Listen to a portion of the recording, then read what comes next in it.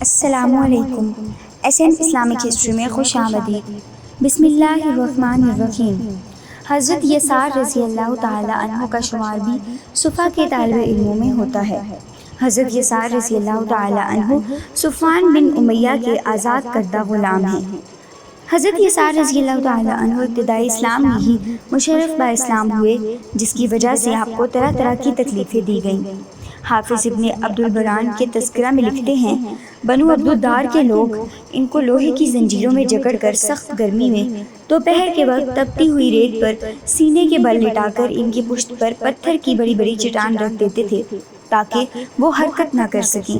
خاص طور پر امیہ بن خلف ان کے پاؤں میں زنجیر باندھ کر انہیں گھسیٹتا تھا اور گرم زمین پر ڈال کر زیادہ زخمی کرتا تھا، جس سے ان کا دم گھٹنے لگتا تھا۔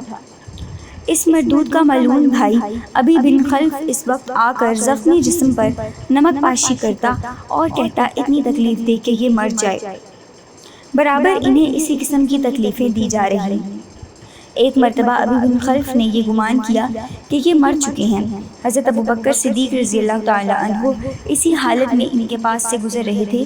یہ حالت اور کیفیت دیکھ کر ان سے رہا نہ گیا اور انہیں خرید کر آزاد کر دیا۔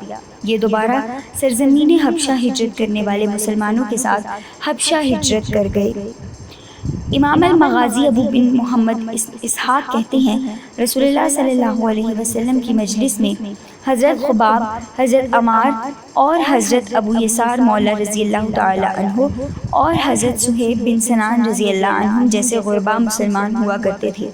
کفار قریش ان کا مذاق اڑایا کرتے تھے اور آپس میں یہ کہا کرتے تھے کہ ذرا محمد کے ساتھیوں کو دیکھو، یہی وہ لوگ ہیں کہ جنہیں ہمارے مابین اللہ تعالیٰ نے ہدایت دے کر ان پر احسان کیا ہے۔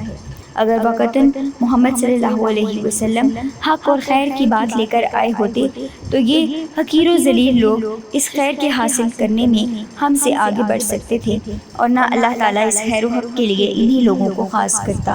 اسی موقع سے انہی غریب اور کمزور مسلمانوں کے حق میں یہ آیت کریمہ نازل ہوئی، اور آپ صلی اللہ علیہ وسلم ان لوگوں کو اپنی مجلس سے نہ نکالیے جو صبح شام اپنے پروردگار کی عبادت کرتے ہیں، جس سے صرف اللہ تعالیٰ کی رضا ہی کا قصد رکھتے ہیں۔